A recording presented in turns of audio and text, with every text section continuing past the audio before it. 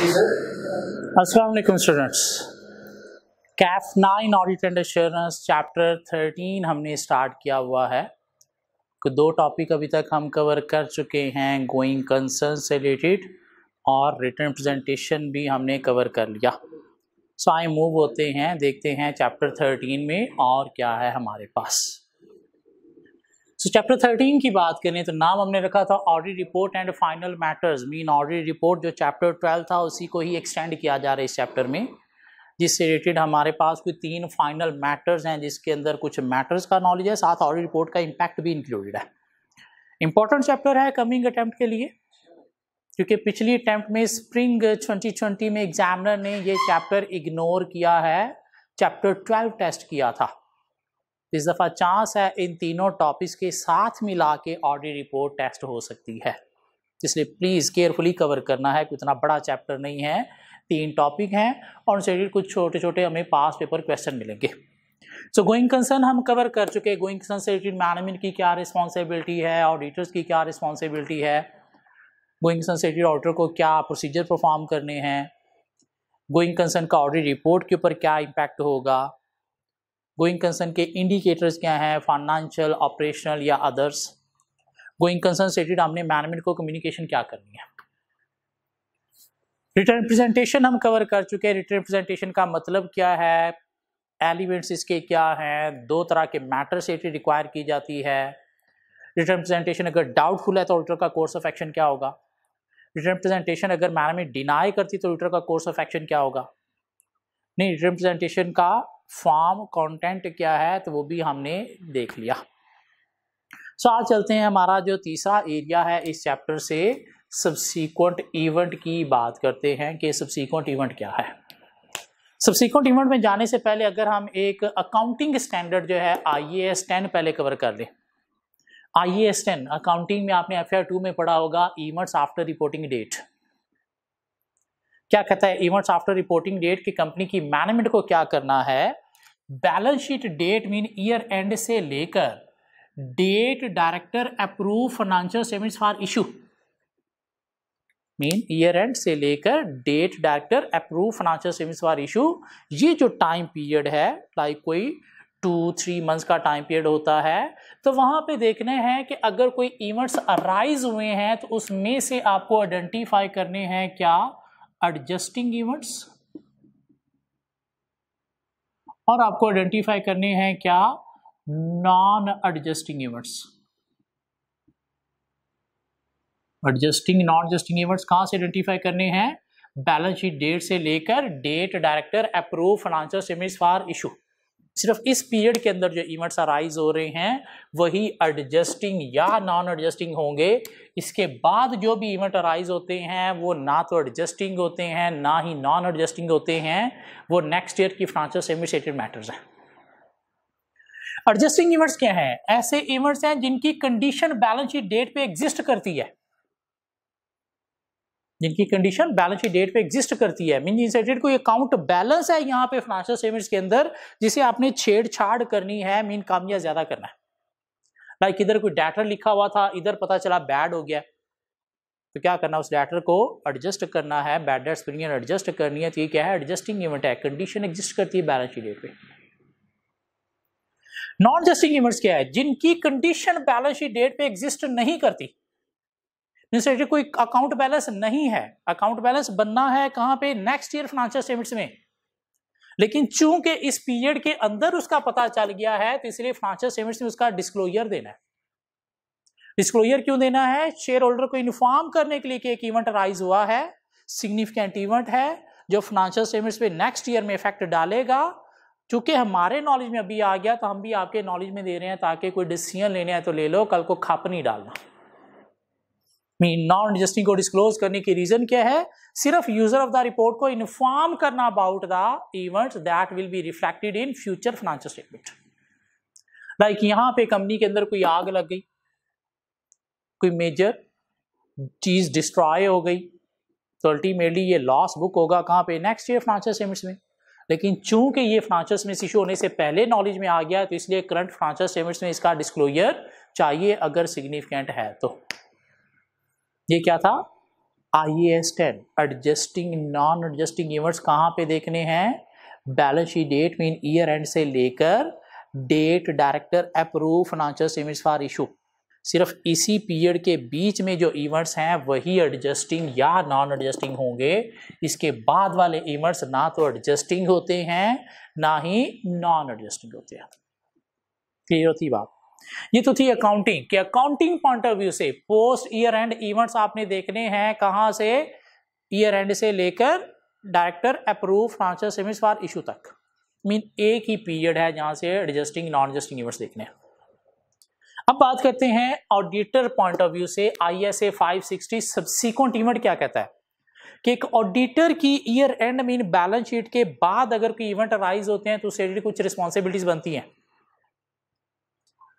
और कितनी रिस्पॉन्सिबिलिटीज बनती हैं? कुछ 3 डिफरेंट पीरियड से रिलेटेड रिस्पॉन्सिबिलिटीज बनती हैं। मैनेजमेंट की एक ही पीरियड से रिस्पॉन्सिबिलिटी बनती है, जबकि ऑडिटर की पोस्ट बैलेंस शीट इवेंट से रिलेटेड कुछ 3 डिफरेंट पीरियड से रिस्पॉन्सिबिलिटीज बनती हैं। एक पहला पीरियड है पीरियड 1 बैलेंस शीट डेट से लेकर ऑडिट रिपोर्ट साइन होने तक का पीरियड। एक दूसरा पीरियड है ऑडिट रिपोर्ट साइन होने से लेकर financial statements mean audit report annual reports issue होने तक का पीरियड। और एक तीसरा पीरियड है financial statements audit report issue होने के बाद भी ऑडिटर की कुछ रिस्पॉन्सिबिलिटीज बनती है। तो क्या रिस्पॉन्सिबिलिटीज है ऑडिटर की पीरियड 1, पीरियड 2 या पीरियड 3 से रिलेटेड? आइए डिस्कस करते हैं। पहले पीरियड 1 की बात करते हैं, बैलेंस शीट डेट से लेकर ऑडिट रिपोर्ट साइन होने तक का पीरियड। ये जो पीरियड है ये ऑलमोस्ट यही IAS 10 वाला पीरियड है। क्यों? एक दिन डायरेक्टर फाइनेंशियल स्टेटमेंट्स अप्रूव करते हैं, उससे नेक्स्ट डे ऑडिटर क्या करते हैं? रिपोर्ट साइन करते हैं। तो मुझे ये बताएं यहाँ पे ऑडिटर एक्टिव होगा या पैसिव होगा? एक्टिव मीन यहाँ पे ऑडिटर क्या कर रहा है? एक्टिव रिव्यू परफॉर्म कर रहा है। और इसी को ही हम अपने ऑडिट का फाइनल ऑडिट का पीरियड भी कह सकते हैं। क्या ख्याल है? मीन वो काम जो हम ईयर एंड से पहले करते हैं वो क्या था? Interim audit. और वो काम जो ईयर एंड के बाद करते हैं वो क्या है? Final audit. ऑडिटर क्या है? एक्टिव है, मीन यहाँ पे एक्टिव ऑडिट प्रोसीजर परफॉर्म कर रहा है। क्या एक्टिव ऑडिट प्रोसीजर परफॉर्म कर रहा है? यहाँ पे देख रहा है कि पोस्ट ईयर एंड जो एडजस्टिंग इवेंट्स हैं वो फाइनेंशियल स्टेटमेंट्स में एडजस्ट कर दिए गए हैं और जो नॉन एडजस्टिंग इवेंट्स हैं वो डिस्क्लोज कर दिए गए हैं। कुछ एक्टिव ऑडिट प्रोसीजर परफॉर्म कर रहा है। क्या यहाँ पे देख रहा है रिसीवेबल्स को कैश रिसीव्स के थ्रू कि कैश रिसीव हुआ या नहीं हुआ? कैश पेमेंट्स के थ्रू पेबल्स को चेक कर रहा है कि उसके अगेंस्ट लायबिलिटी रिकॉर्डेड थी या नहीं थी? क्या ख्याल है? इन्वेंट्री की NRV को वेरीफाई कर रहा है। कहाँ पे? यहाँ पे सेल इनवॉइसेस के थ्रू देख रहा है कि किस अमाउंट पे ये इन्वेंट्री सेल हो रही है, आदर रिकॉर्डेड अमाउंट पे सेल हो रही है, उससे लोअर पे सेल हो रही है। इसके अलावा क्या कर रहा है? यहाँ पे कुछ कट ऑफ प्रोसीजर भी परफॉर्म कर रहा है। मीन सेल परचेज को देख रहा है करेक्ट पीरियड में एडजस्टेड रिकॉर्डेड है या नहीं है। सेल रिटर्न परचेज रिटर्न के अगेंस्ट देख रहा है कि करेक्ट पीरियड में रिकॉर्डेड है या नहीं है। इसके अलावा क्या कर रहा है? कोई प्रोविजन कंटीजेंसीज ही तो उनको भी यहाँ से वेरीफाई कर रहा है। और इसके अलावा मोस्ट इंपॉर्टेंट काम यहाँ पे क्या कर रहा है? Written representation before signing the audit report management से ऑब्टेन कर रहा है। ठीक है, पीरियड 1 जहाँ पे ऑडिटर क्या है? एक्टिव रिव्यू परफॉर्म कर रहा है। फाइनल ऑडिट है तो क्या काम कर रहा होता है? एग्जामिनर अगर पूछ ले तो हमको 4-5 काम बता सकते हैं। कैश रिसीट्स के थ्रू डेटर्स को वेरीफाई करना, कैश पेमेंट्स के थ्रू पेबल्स को वेरीफाई करना, सेल इनवॉइसेस के थ्रू NRV को वेरीफाई करना, रिटर्न रिप्रेजेंटेशन ऑब्टेन करना, कट ऑफ टेस्टिंग परफॉर्म करना, पोस्ट ईयर एंड इवेंट्स के थ्रू कंटिजेंसीज को वेरीफाई करना।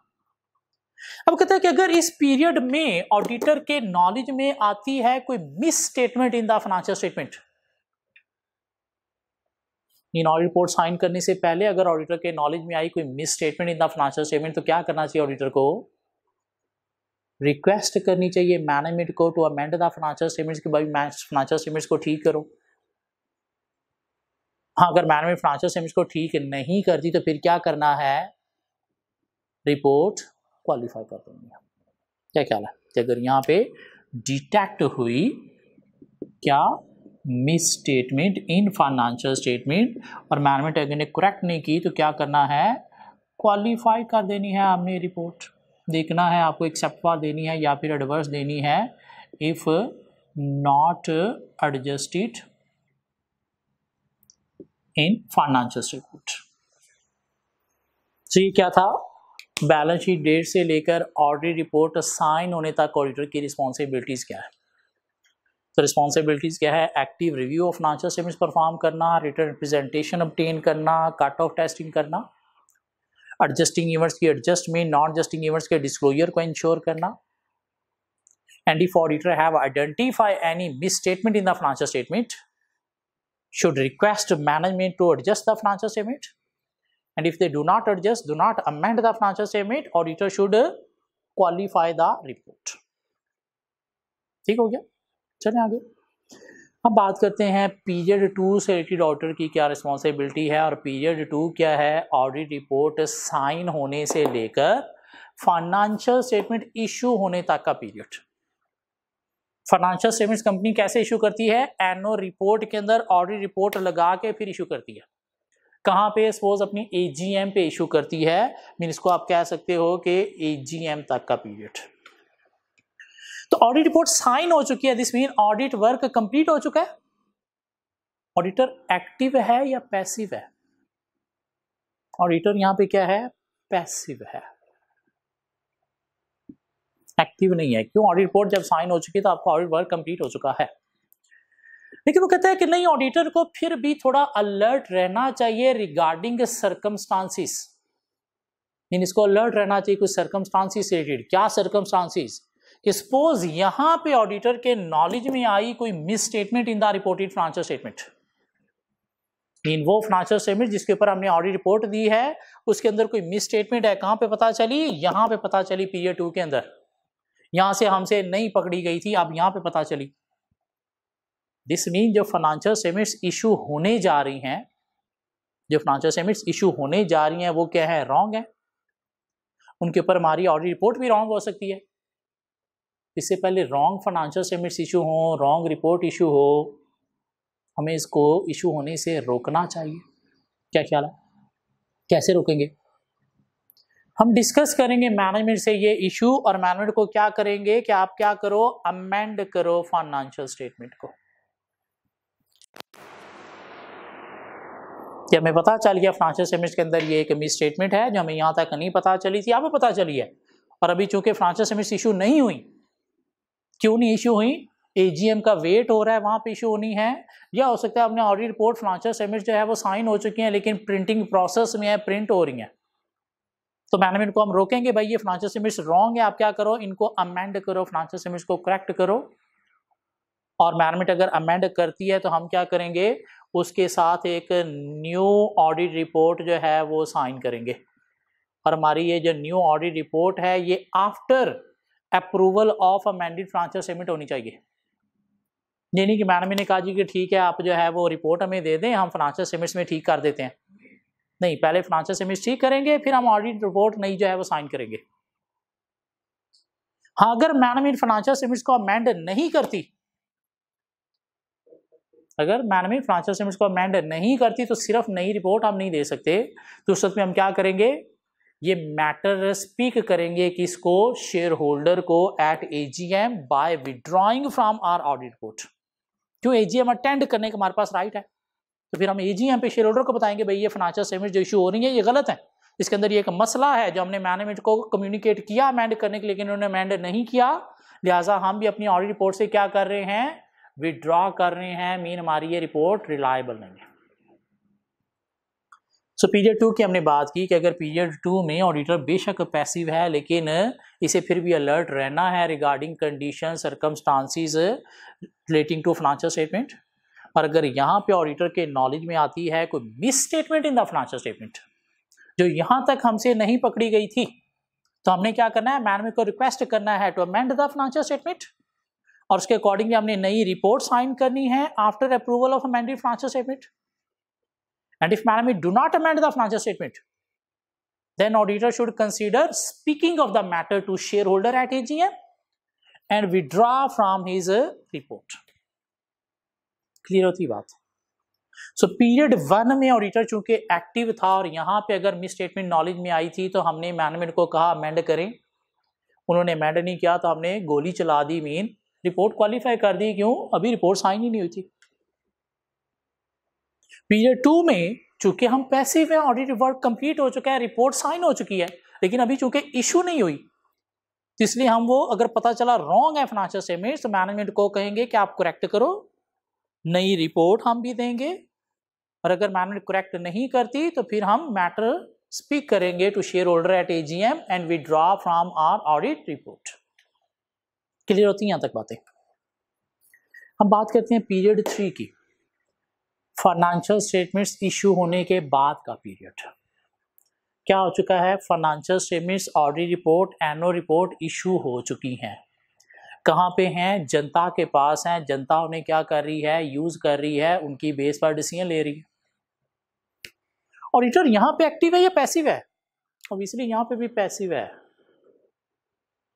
क्यों? यहाँ पे पैसिव था तो यहाँ पे भी पैसिव है। अब कहते हैं कि अगर यहाँ पे पीरियड 3 में ऑडिटर के नॉलेज में आती है कोई misstatement in the financial statement, mean वो फाइनेंशियल स्टेटमेंट जिसके ऊपर हमने ये रिपोर्ट दी थी उसमें कोई मिस स्टेटमेंट है जो अब हमारे नॉलेज में आया, जिसमें जनता जो फाइनेंशियल स्टेटमेंट यूज कर रही है वो गलत है, उसके ऊपर हमारी ऑडिट रिपोर्ट भी माइट भी गलत हो सकती है। तभी ये मैटर हमें पता चला है। लोगों को पता चल गया तो लोग तो बंदूकें लेके आ जाएंगे, भाई ऑडिटर तूने कहा था फाइनेंशियल स्टेटमेंट्स ठीक है, इसके अंदर तो ये मसला निकला है। तो हमें लोगों के डैमेजेस भी पे करना पड़ सकते हैं। इसलिए हमें क्या करना चाहिए? अपने आप को बचाना चाहिए ना। क्या ख्याल है? कैसे बचाएंगे? भाग के जाएंगे कंपनी के मैनेजमेंट के पास के रास्कलो, ये देखो फाइनेंशियल स्टेटमेंट्स जो हमने इशू किए हैं इसके अंदर ये एक मसला था जो हम भी नहीं पकड़ पाए थे, तो आप प्लीज क्या करो? रिवाइज करो फाइनेंशियल स्टेटमेंट्स को। मीन क्या करो? रिवाइज्ड फाइनेंशियल स्टेटमेंट्स जो है वो इशू करो। मीन पहली जो इशू हो चुकी हैं अब उसको करेक्ट करके जब नया वर्जन आएगा तो उसका नाम क्या रखा जाएगा? फाइनेंशियल स्टेटमेंट्स नहीं, रिवाइज फाइनेंशियल स्टेटमेंट्स।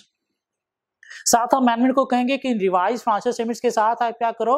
इन फाइनेंशियल स्टेटमेंट्स के अंदर डिस्क्लोजर भी दो, जिसमें रीजन बताओ कि क्यों रिवाइज की जा रही हैं। बताओ कि पुरानी फाइनेंशियल स्टेटमेंट्स क्यों गंदी हैं, क्या उनमें मसला है जो हमने करेक्ट किया है और रिवाइज फाइनेंशियल स्टेटमेंट्स इशू करने जा रहे हैं। और हम भी क्या करेंगे? उस रिवाइज फाइनेंशियल स्टेटमेंट्स के साथ इशू करेंगे रिवाइज्ड ऑडिट रिपोर्ट। मीन हमारी ऑडिट रिपोर्ट का नाम भी अब क्या होगा? Revised audit report. और हम उस रिवाइज ऑडिट रिपोर्ट में वो रिवीजन वाला डिस्क्लोजर हाईलाइट करेंगे। कैसे हाईलाइट करेंगे? एम्फेसिस ऑफ मैटर पैराग्राफ के through. Emphasis of matter paragraph के थ्रू। तो पीरियड 3 में अगर हमारे नॉलेज में कोई मिस स्टेटमेंट आती है, तभी हमारे नॉलेज में आई है, इससे पहले लोग हमें डैमेजेस के लिए क्लेम करें, तो हमें क्या करना है? मैनेजमेंट से रिक्वेस्ट करनी है कि आप क्या इशू करो? नई रिवाइज फाइनेंशियल स्टेटमेंट्स करेक्ट करके उसके अंदर डिस्क्लोजर दो, रीजन बताओ why financial statement has been revised. उसके अकॉर्डिंगली हम भी नई ऑडिट रिपोर्ट देंगे जिसका नाम हम क्या रखेंगे? Revised audit report. और उसमें हम भी रीजन बताएंगे क्यों हमने रिवाइज रिपोर्ट दी है, उस डिस्क्लोजर को हाईलाइट करने के लिए एम्फेसिस ऑफ मैटर पैराग्राफ देके। हाँ, अगर मैनेजमेंट फाइनेंशियल स्टेटमेंट्स को रिवाइज नहीं करती तो फिर हमें क्या करना है? फिर हमें लीगल एडवाइस लेनी है। लॉयर हमें बताएगा क्या करना है, कैसे हम अपने आप को बचा सकते हैं, और क्या करना है हमें? Consider speaking of matter to shareholder, और किसी तरह से शेयर होल्डर को ये मैटर कम्युनिकेट कर देना है। क्यों? जो मेन स्टेक होल्डर इसने हमें अपॉइंट किया था जिसकी तरफ हमारी हर सूरत लायबिलिटी बनेगी, वो कौन है? Share holder. इसलिए शेयर होल्डर को कम्युनिकेट कर देना है। कैसे कम्युनिकेट करना है? कि अगर तो नेक्स्ट ईयर के ऑडिटर भी हम हैं तो हम ईजीएम कॉल कर सकते हैं रिजाइन करके, एक्स्ट्राऑर्डिनरी जनरल मीटिंग उसके थ्रू बता सकते हैं, या फिर देखना है कि हमें प्रेस रिलीज के थ्रू बताना है या कैसे बताना है, वो लॉयर हमें फिर बताएगा कि क्या आपको कोर्स ऑफ एक्शन अडॉप्ट करना चाहिए। सो पीरियड 2 में मिस स्टेटमेंट अगर आइडेंटिफाई हुई थी तो मैनेजमेंट को हमने रिवाइज फाइनेंशियल स्टेटमेंट्स का नहीं कहा, क्यों? अभी तक फाइनेंशियल स्टेटमेंट्स इशू ही नहीं हुई थी, इसलिए हमने क्या कहा? अमेंड करो फाइनेंशियल स्टेटमेंट्स को, और अमेंड करके ठीक वाली इशू करो। और हमने साथ क्या किया? नई रिपोर्ट दे दी। हाँ, पीरियड 3 में अगर कोई मिसस्टेटमेंट आइडेंटिफाई हुई है तो फिर हम मैनेजमेंट को क्या कहेंगे? चूंकि फाइनेंशियल स्टेटमेंट्स इशू हो चुकी हैं तो अब जो नई करेक्ट करके इशू करनी है उनका नाम क्या रखा जाएगा? Revise financial statements with the disclosure explaining reason for the revision. और साथ हम भी क्या देंगे? revised audit report with emphasis of matter paragraph to highlight that disclosure explaining reason for revision. हाँ, यहां पे अगर मैनेजमेंट फाइनेंशियल स्टेटमेंट्स को अमेंड नहीं करती तो हम मैटर शेयर होल्डर को कम्युनिकेट करेंगे एट एजीएम और विड्रॉ करेंगे अपनी ऑडिट रिपोर्ट से। हाँ, अगर पीरियड 3 में फाइनेंशियल स्टेटमेंट्स रिवाइज नहीं होती तो नई रिपोर्ट सिर्फ हम नहीं दे सकते। रिवाइज नहीं होती तो लीगल एडवाइस लेंगे और मैटर कम्युनिकेट करेंगे टू शेयर होल्डर। बातें कवर होती हैं कुछ। सो ऑडिट पॉइंट ऑफ व्यू से हमारे पास पोस्ट ईयर एंड कोई 3 डिफरेंट पीरियड्स हैं जिनसे रिलेटेड हमारी कुछ रिस्पॉन्सिबिलिटीज हैं। एक पीरियड है ईयर एंड से लेकर ऑडिट रिपोर्ट साइन होने तक का पीरियड, जिसको हमने पीरियड 1 का नाम दिया। एग्जामिनर जब भी पूछेंगे तो इस तरह से पूछेंगे कि आप रिस्पॉन्सिबिलिटीज बताएं regarding year end to audit report sign. तो ऑडिटर को एक्टिव रिव्यू परफॉर्म करना है, रिटर्न रिप्रेजेंटेशन ऑब्टेन करनी है, एडजस्टिंग इवेंट्स की एडजस्टमेंट, नॉन एडजस्टिंग इवेंट्स का डिस्क्लोजर जो है वो इंश्योर करना है, और क्या करना है, कुछ सब्सीक्वेंट रिव्यू परफॉर्म करने हैं, क्या ख्याल है, और देखना है कि अगर कोई मिस स्टेटमेंट है इन फाइनेंशियल स्टेटमेंट्स तो मैनेजमेंट से रिक्वेस्ट करना है to amend the financial statements, adjust the financial statements, and if management do not adjust auditor should modify his opinion. देखिए कि मैटर मटीरियल है तो क्वालिफाइड, परवेसिव है तो adverse. Period audit report sign से लेकर फाइनेंशियल स्टेटमेंट्स इश्यू होने तक ऑडिटर की क्या रिस्पॉन्सिबिलिटीज हैं। तो ऑडिटर क्या है, पैसिव है, लेकिन फिर भी इसको अलर्ट रहना है regarding condition circumstances that affecting financial statement. If any condition circumstances identified misstatement in the reported financial statement, then auditor को क्या करना है, request management to amend the financial statement. और अगर वो एग्री करते हैं तो ऑडिटर को क्या करना है, कुछ एक्स्ट्रा प्रोसीजर्स परफॉर्म करने हैं regarding that matter. Financial statements को रिव्यू करना है, अपनी जो प्रीवियस ऑडिट अप्रोच थी उसको भी रिवाइज करना है, risk of misstatement relating to those matter भी रिवाइज करना है, और क्या करना है उसके बाद नई रिपोर्ट साइन करनी है। And if management do not amend the financial statement, auditor should speaking of the matter to shareholder at AGM and withdraw from his audit report। नहीं, आप ऑडिटर की रिस्पॉन्सिबिलिटी बताएं after issuing of the audit report, after issuing of the financial statement. तो auditor क्या है, passive है, लेकिन अगर कोई कंडीशन सर्कमस्टांसेस से नॉलेज मिलता है regarding miss statement in the reported financial statement, auditor should request management to revise financial statements with a disclosure explaining reason for the revision। और साथ ऑडिटर को क्या करना है, अपने ऑडिट प्रोसीजर एक्सटेंड करने हैं, उस मैटर को डिटेल चेक करना है, risk of material miss statement, अपनी ऑडिट अप्रोच को भी रिवाइज करना है, और इशू करनी है क्या, revised audit report with emphasis of matter paragraph to highlight that disclosure of explaining reason for the revision. And if management do not revise the financial statement, auditor should consider legal advice and speaking of the matter to shareholder। Clear होती बात है। अब थोड़ी सी level की बात हम करते हैं। एक और कहते हैं कि अगर पीरियड 3 में मैटर जो है वो ऑडिटर के नॉलेज में बहुत लेट आया, इतना लेट आया कि नेक्स्ट ईयर की फाइनेंशियल स्टेटमेंट्स बनने के करीब करीब हैं, मीन इतना टाइम ही नहीं है कि आप revise financial statements, revise audit report issue कर सको। क्यों, उतने टाइम में या उससे पहले शायद नेक्स्ट ईयर की फाइनेंशियल स्टेटमेंट्स जो है वो बन जानी है, लेकिन मसला तो है प्रीवियस फाइनेंशियल स्टेटमेंट्स के अंदर। तो फिर हम क्या करेंगे, मैनेजमेंट को revise financial statements, revise audit report नहीं, फिर हम मैनेजमेंट को रिक्वेस्ट करेंगे कि आप क्या करो, इस मैटर को एडजस्ट कर दो in coming year financial statements जो बनने के करीब करीब हैं। मीन क्या कर दो, आप प्रायर ईयर एडजस्टमेंट जो है वो डाल दो किस में, कमिंग ईयर फाइनेंशियल स्टेटमेंट में। मीन वहां पे आप क्या करना, कंपैरेटिव में ओपनिंग बैलेंसेस को एडजस्ट कर देना और साथ एक डिस्क्लोजर दे देना फाइनेंशियल स्टेटमेंट्स के अंदर कि भाई ये पिछले साल का मैटर था जो प्रायर एडजस्टमेंट हमने इस फाइनेंशियल स्टेटमेंट्स में आके एडजस्ट किया। लेकिन जब वो मैटर एडजस्ट होगा तो उससे करंट ईयर के फाइनेंशियल स्टेटमेंट्स पे इंपैक्ट आएगा, तो इसलिए ओपनिंग बैलेंसेस अफेक्ट होंगे, तो शेयर होल्डर खप डालेगा। तो साथ हम क्या करेंगे, मैनेजमेंट को कहेंगे कि आप क्या कर दो, प्रायर एडजस्टमेंट के साथ साथ अभी क्या कर दो, इशू कर दो प्रॉफिट वार्निंग। अभी क्या इशू कर दो, प्रॉफिट वार्निंग। प्रॉफिट वार्निंग का मतलब क्या है, इन्फॉर्म कर दो क्या, किसको, शेयर होल्डर को रिगार्डिंग एडजस्टमेंट।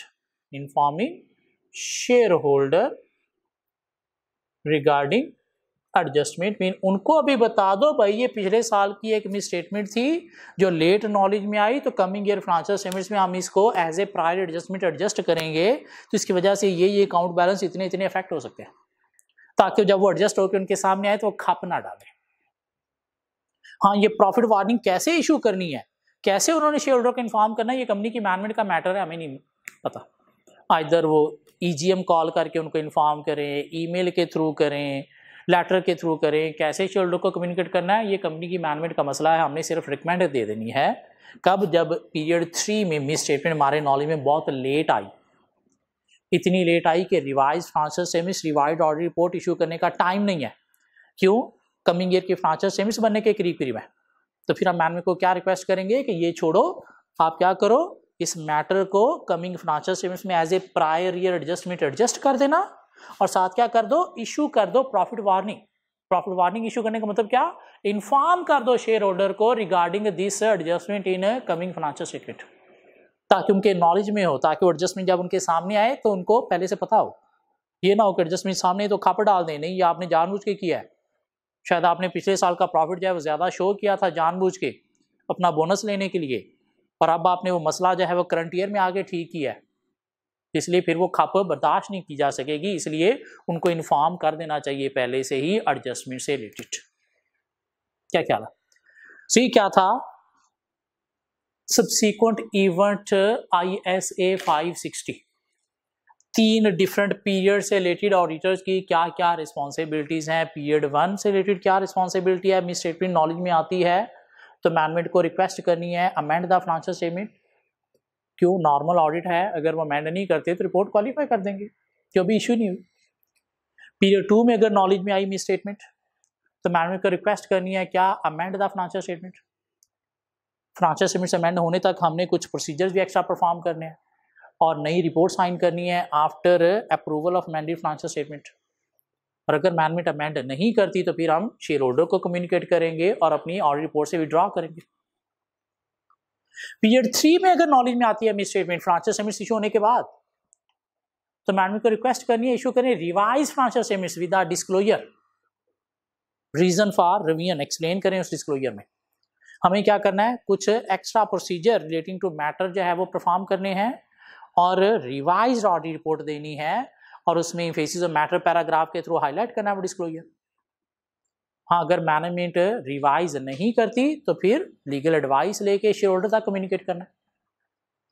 नहीं, पीरियड 3 में मैटर नॉलेज में बहुत लेट आया तो फिर रिवाइज फाइनेंशियल स्टेटमेंट्स नहीं, फिर मैनेजमेंट को क्या रिक्वेस्ट करेंगे, to adjust this matter as prior adjustment in coming financial statement, और साथ इशू प्रॉफिट वार्निंग। हम पढ़ते हैं कुछ चीजें इस चैप्टर में सब्सीक्वेंट इवेंट से रिलेटेड।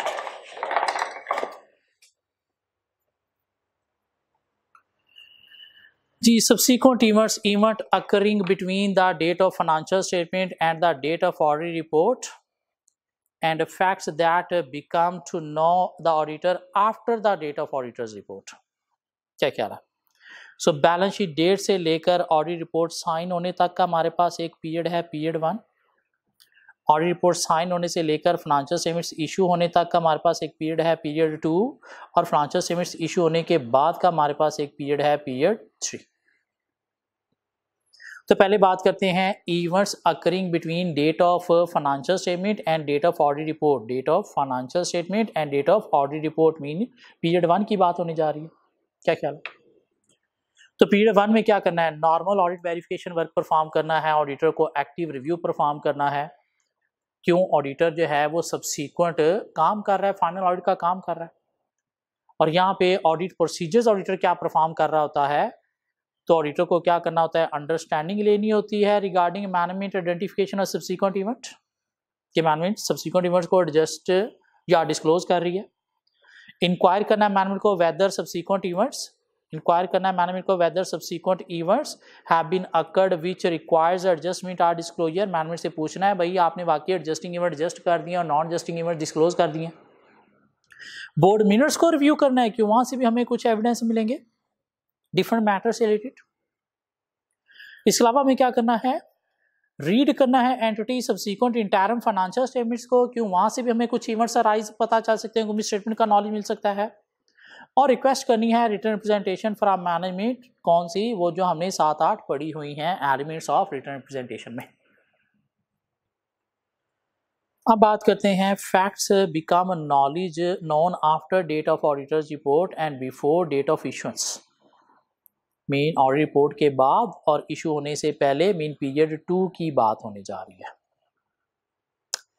कहते हैं ऑडिटर्स की रिस्पॉन्सिबिलिटी क्या है, एक्टिव नहीं पैसिव रिव्यू परफॉर्म करना of subsequent event after the date of audit report, i.e. auditor himself does not perform audit procedure, इनको procedure perform नहीं करने to actively search for subsequent event, rather he relies on information from other source, mean किसी और source information मिलती है तो उस पर rely करना है।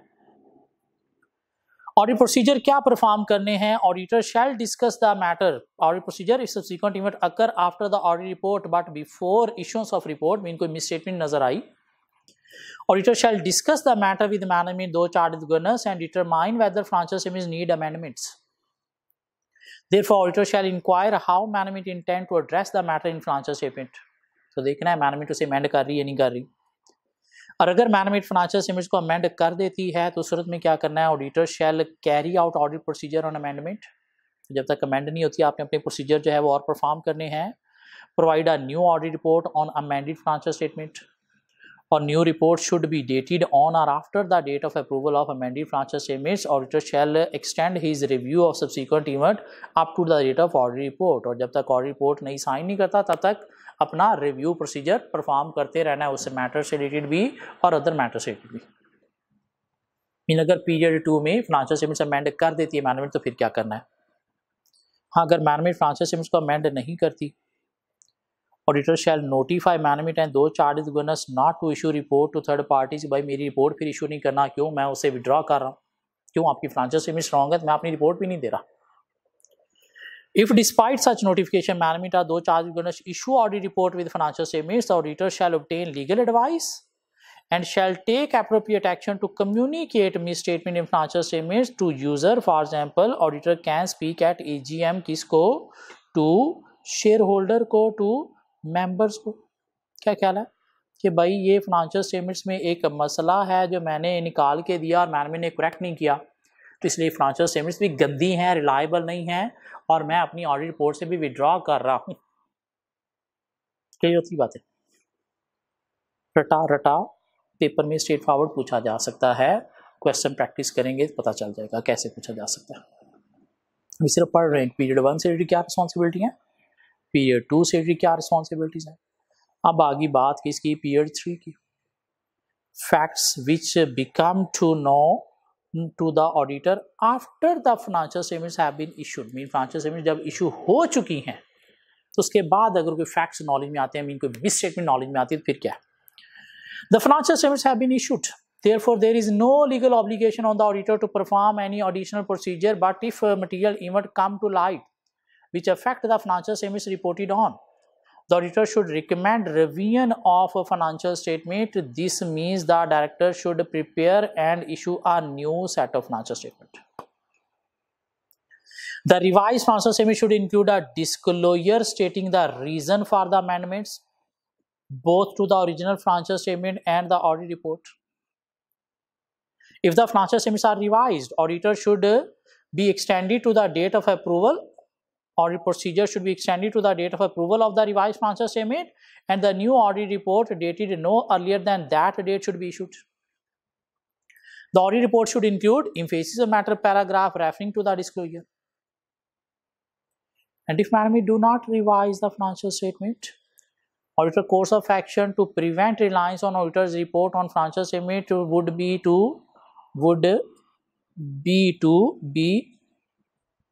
seek legal advice and consider speaking of the matter to shareholder। के बीच में से काट दें, speaking of the matter at AGM, वो तो पता नहीं कब आएगी, टू शेयर होल्डर। क्या ख्याल है? पीरियड 3 से रिस्पॉन्सिबिलिटीज। लेकिन क्या करना है, मैनेजमेंट को रिक्वेस्ट करनी है रिवाइज फाइनेंशियल स्टेटमेंट्स की, उसमें डिस्क्लोजर भी दिलवाना है, ऑडिट प्रोसीजर एक्सटेंड करने हैं टुवर्ड्स रिवाइज ऑडिट रिपोर्ट, और उसमें फेसिस मैटर पैराग्राफ देना है। पर अगर मैनेजमेंट रिवाइज नहीं करती तो फिर हमने लीगल एडवाइस लेके शेयर होल्डर तक मैटर कम्युनिकेट करना है। वो कहते हैं where issuance of the financial statements for the following period is imminent. Imminent बोलते हैं नियर, मीन करीब करीब है, नेक्स्ट ईयर की फाइनेंशियल स्टेटमेंट्स इशू होने के करीब करीब हैं। No amendment revision will be considered necessary, तो फिर हम मैनेजमेंट को फाइनेंशियल स्टेटमेंट्स को रिवाइज करना नहीं कहेंगे। In which case the auditor should recommend the events to be treated as a prior year adjustment, तो मैनेजमेंट को क्या कहेंगे कि इसको as a prior year adjustment adjust कर देना, और साथ क्या कहेंगे, and request management to issue क्या, प्रॉफिट वार्निंग। प्रॉफिट वार्निंग का मतलब क्या है, informing the share holder regarding this adjustment in the coming financial statement. क्या ख्याल है? कहते हैं where management amend revise financial statements, तो ऑडिटर को क्या करना है, carry out the audit procedures necessary in circumstances on the amendment. इन वो मसला जो है जिससे रिलेटेड मैनेजमेंट रिवीजन चाहिए फाइनेंशियल स्टेटमेंट्स से रिलेटेड प्रोसीजर परफॉर्म करने हैं, देखना है मैनेजमेंट भी ठीक कर रही है रिवाइज या नहीं। Review step taken by management to inform the situation all parties to whom financial statements are issued.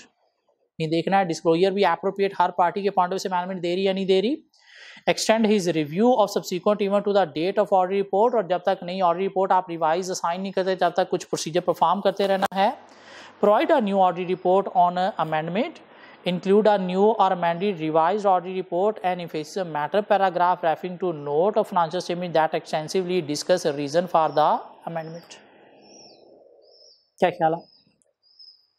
So यहाँ तक चैप्टर 3 के मारे 13 के मारे जो हैं वो तीनों टॉपिक कंप्लीट हो गए, गोइंग कंसर्न भी, रिटर्न रिप्रेजेंटेशन भी, सब्सिक्वेंट इवेंट्स भी। हाँ, कुछ पास पेपर के क्वेश्चन रह गए हैं specially to this area subsequent event, जो फुली नेक्स्ट लेक्चर में हम कवर करके कंप्लीट कर देंगे।